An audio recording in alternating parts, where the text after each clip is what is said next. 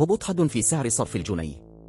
أزمة عالمية بسبب الحرب الروسية الأوكرانية أكبر مورد الحبوب لمصر، وكأن الأزمات تتجمع سويا لجعل الأمر أصعب. وفي ظل هذه الظروف يظهر اقتراح جديد قد يحل أزمة الحبوب بمصر. بدأ الموضوع عندما عاد الكثيرون نشر كيف تحولت مصر من أكبر مصدر للحبوب في العالم والمصدر الوحيد لها في العالم القديم إلى أكبر مستورد للقمح في العالم حاليا. البعض اقترح استبدال القمح المزروع حاليا في مصر بما أسموه القمح الفرعوني، حيث أن إنتاجيته تزيد بأضعاف عن إنتاجية القمح المزروع حاليا، وأن هذا النوع من القمح هو ما تم زراعته في عهد يوسف عليه السلام، والذي ساعد في حماية مصر والدول المجاورة وتوفير الغذاء لهم لمدة 7 سنوات. فهل فعلا هو طوق النجاة لمصر؟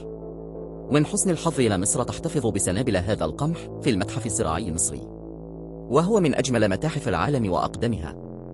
وفي حين أكد البعض على صحة هذا الحل وأنه الطريق الوحيد لحل أزمة الحبوب في مصر، أكد آخرون أنه لا يمكن زراعته لانتهاء صلاحيته، ولا يمكن الآن زراعة سنابل تم حفظها من وقت يوسف عليه السلام، ولكن أكدوا أيضا على بعض الخطوات الممكنة لتقليل حدة المشكلة.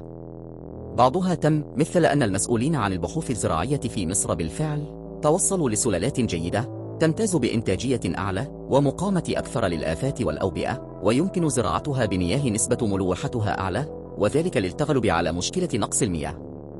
وبعضها يتم العمل عليه حاليا، مثل زيادة الرقعة الزراعية واستخدام أساليب الزراعة الحديثة وتشجيع المزارعين على زراعة القمح لتقديم الحوافز والأسعار المناسبة.